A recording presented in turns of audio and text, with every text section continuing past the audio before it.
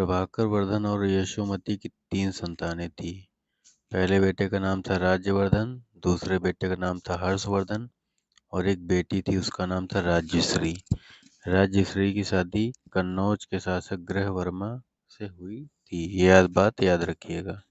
जो हर्षवर्धन था उसको बचपन से ही बहुत सारी समस्याओं का सामना करना पड़ा, जैसे कि प्रभाकर, जो कि इनके पिताजी थे, प्रभाकर वर्धन की बीमारी से आहत होकर उनकी पत्नी यशोमती अर्थात हर्षवर्धन की मां ने आत्मदाह कर लिया था। तो मालवा के शासक देवगुप्त ने ग्रहवर्मा की हत्या कर दी थी। ग्रहवर्मा कौन था? राज्यश्री का पति था, अर्थात हर्षवर्धन का जीजा था।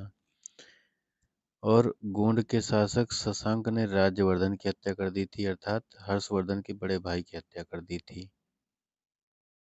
बाद में जब हर्ष राजा बना तो पूरे संपूर्ण उत्तर भारत को जीत लिया, ठीक है। और शशांक की मृत्यु के बाद संभवतः उसने गोंड बंगाल को भी जीत लिया था। हर्ष ने दक्षिण भारत पर आक्रमण किया। चालुक्य वंश के शासक पुलकेशिन II ने हर्ष को नर्मदा नदी के तट पर पराजित किया और वहां से आगे बढ़ने नहीं दिया। यह जानकारी ऐहोल अभिलेख से मिलती है। ऐहोल अभिलेख में हर्ष को उत्तरापथ स्वामी कहा गया है। चीनी यात्री हुएनसांग हर्ष के समय, यहाँ भी है, हुएनसांग हर्ष के समय आया था।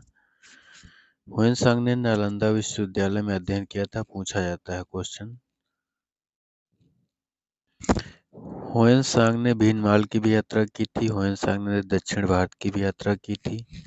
हुएनसांग की पुस्तक सीयू की। पूछा गया क्वेश्चन है, मोस्ट इम्पोर्टेंट।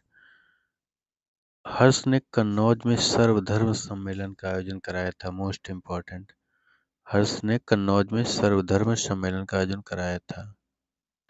हुएनसांग ने इसकी अध्यक्षता की थी। इसी कारण ब्राह्मणों ने हर्ष का विरोध किया था।